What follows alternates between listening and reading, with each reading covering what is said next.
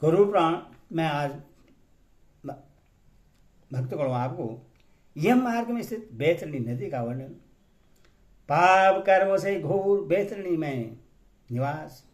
बैतरणी से पार होने के लिए बैतरणी धनुधान भगवान विष्णु गंगा तथा ब्राह्मण की महिमा। यह कथा आपको सुनाऊंगा, आप इसको ध्यानपूर्वक सुने और इस वीडियो को लाइक करें, सब्सक्राइब जरूर करें।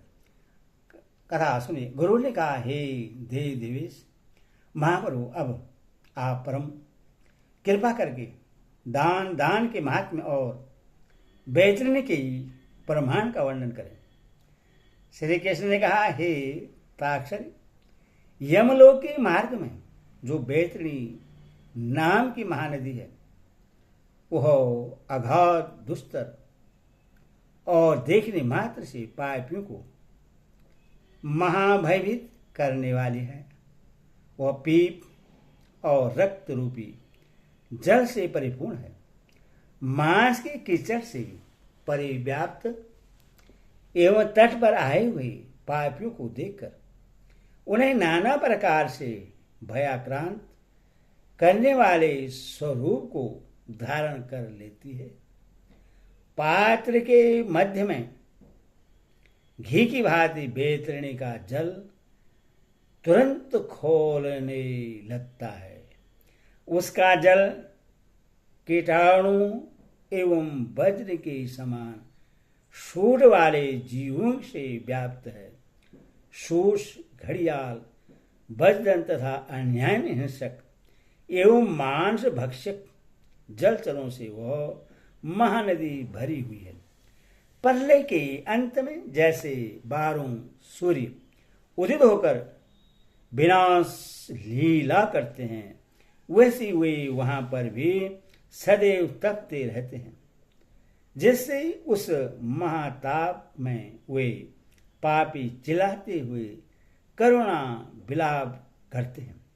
उनके मुख से बार बार हा भ्राता हातात ये शब्द निकलता है।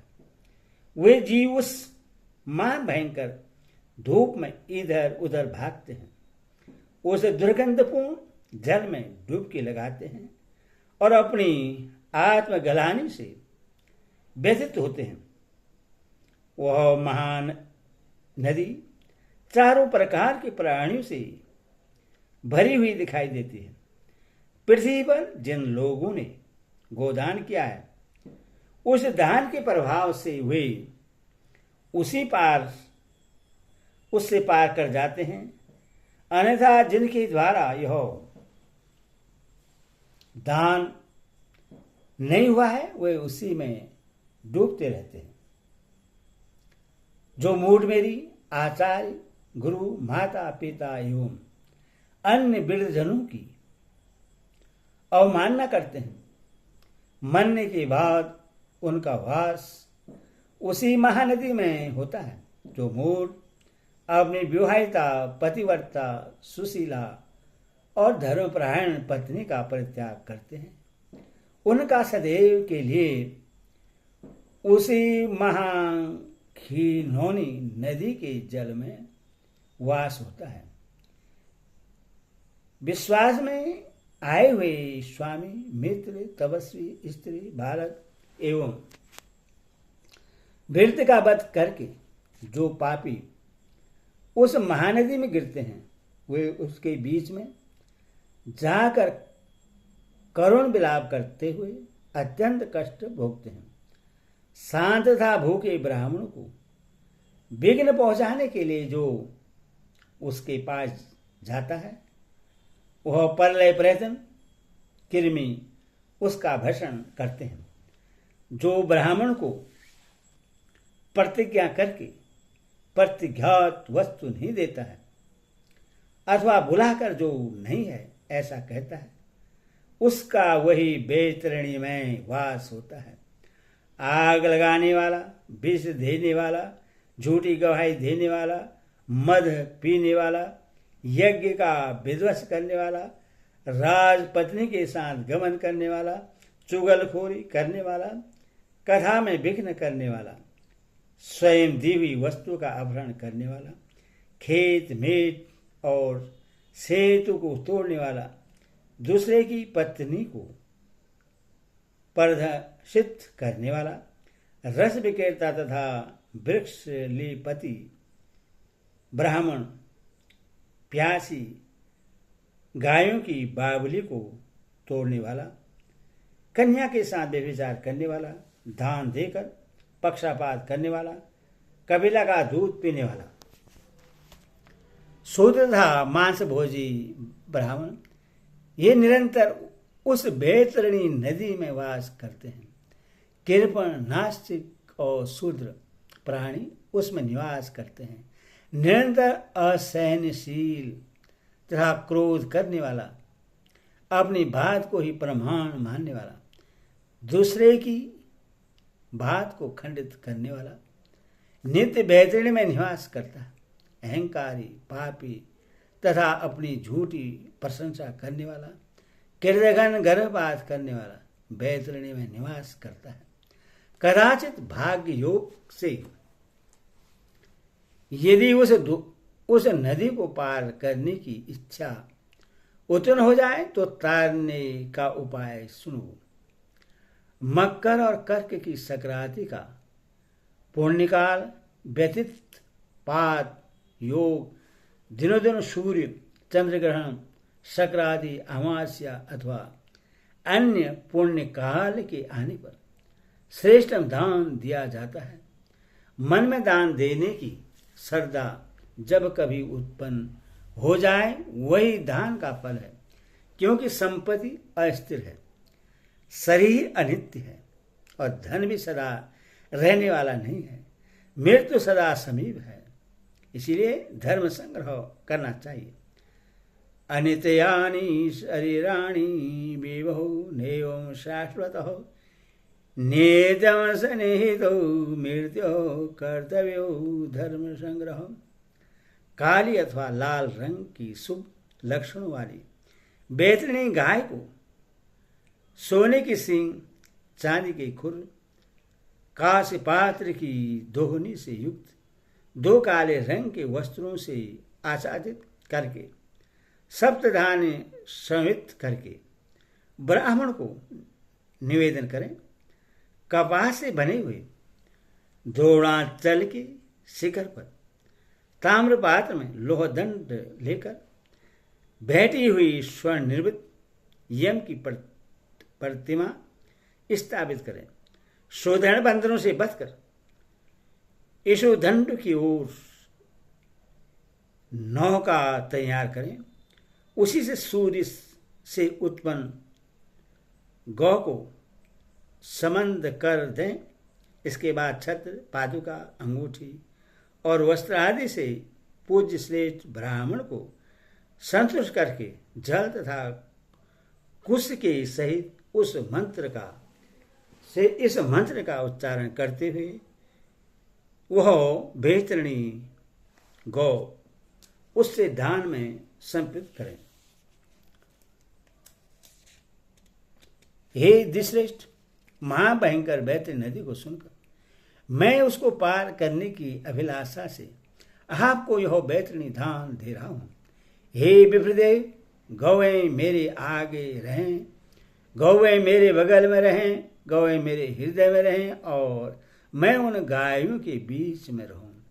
हे विष्णु रूप द्विजवर्ण्य भूदेव, मेरा उद्धार करो।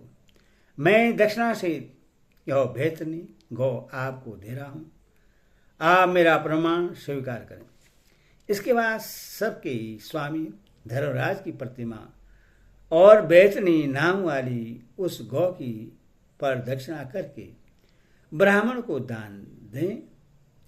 उस समय वह ब्राह्मण को आगे कर उस बैतरणी गौ की पूंछ हाथ में लेकर यह कहें, धेनुगे तुम परतेश यम द्वारे मां भय उतारणे देवेशी बैतरणी नमस्तुते। हे गौ, उस महानदी से मुझे पार उतारने के लिए आप महाभयकारी यमराज के द्वार पर मेरी प्रतीक्षा करें। हे बैतरणी देवेश्वरी, आपको मेरा नमस्कार है। ऐसा कहकर उस गौ को ब्राह्मण के हाथ में देकर उनके पीछे पीछे उनके घर तक पहुंचाने जाए। हे बेंते, ऐसा करने पर वह नदी दाता के लिए सरलता से पार करने योग्य बन जाती है। जो व्यक्ति इस पृथ्वी पर गौ का दान देता है वह अपने समस्त अभिष्ट को सिद्ध कर लेता है। सुकर्म के प्रभाव से प्राणी को ऐहिक और पारलौकिक सुख की प्राप्ति होती है। स्वस्थ जीवन में गोदान देने से 1000 गुना एवं रोगग्रस्त जीवन में 100 गुना लाभ निश्चित है। मरे हुए प्राणी के कल्याणार्थ जितना दान दिया जाता है उतना ही उसका पुण्य है। अतः मनुष्य को अपने हाथ से ही दान देना चाहिए। मृत्यु होने के बाद कौन किसके लिए दान देगा? दान धर्म से रहित केवलतापूर्वक जीवन जीने से क्या लाभ? इस नश्वर शरीर में स्थिर कर्म करना चाहिए। प्राण अतिथि की तरह अवश्य छोड़कर चले जाएंगे। हे पक्षीराज, इस प्रकार प्राणी वर्ग के समस्त दुख का वर्णन मैंने तुमसे कर दिया। इसके साथ यह भी बता दिया कि प्रेत के मोक्ष एवं लोक मंगल के लिए उसके और दैहिक कर्म को करना चाहिए। सूर्य कहते हैं, हे विप्रगण, परम तेजस्वी भगवान विष्णु के द्वारा दिए गए ऐसे प्रेत चरित्र से संबंधित उपदेश को सुनकर गरुड़ को अत्यंत संतुष्टि प्राप्त हुई। हे ऋषियों, जीव जंतु के जन्मादि का यही सब विधान है। यही जन्म मरण प्रेतत्व तथा और दैहिक कृत्य का नियम है। मैंने सब प्रकार से उनके मोक्ष आदि कारण का वर्णन कर दिया है। जिनके हृदय में नील कमल के समान श्याम वर्ण वाले भगवान जनार्दन विराजमान हैं, उन्हीं को लाभ और विजय प्राप्त होती है। ऐसे प्राणियों की पराजय कैसे हो सकती है? धर्म की जीत होती है, अधर्म की नहीं। सत्य ही जीतता है, असत्य नहीं। समा की विजय होती है, क्रोध की नहीं। विष्णु ही जीतते हैं, असुर नहीं। विष्णु ही माता है, विष्णु ही पिता है, विष्णु ही अपने स्वजन बांधव हैं। जिनकी बुद्धि इस प्रकार स्थिर हो जाती है उनकी दुर्गति नहीं होती है। भगवान विष्णु मंगल स्वरूप हैं, गरुड़ ध्वज मंगल हैं, भगवान पुंडरीकाक्ष मंगल हैं एवं हरि मंगल के ही आयतन है। हरि ही गंगा और ब्राह्मण हैं। ब्राह्मण तथा गंगा उन विष्णु के मूर्त रूप हैं। अथवा गंगा, हरि एवं ब्राह्मण ही इस त्रिलोकी के सार हैं। इस प्रकार सूर्य महाराज के मुख से निकली हुई सभी शास्त्रों के मूल तत्वों से सुशोभित भगवान विष्णु की वाणी रूपी अमृत का पान करके समस्त ऋषियों को बहुत संतुष्टि प्राप्त हुई। वे सभी परस्पर उन सर्वार्थ दृष्टा सूर्य की प्रशंसा करने लगे।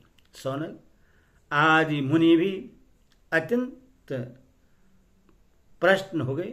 प्राणी चाहे अपवित्र हो या पवित्र हो, सभी अवस्थाओं में रहते हुए भी जो पुंडरीकाक्ष भगवान विष्णु का स्मरण करता है वह बाहर और भीतर से पवित्र हो जाता है।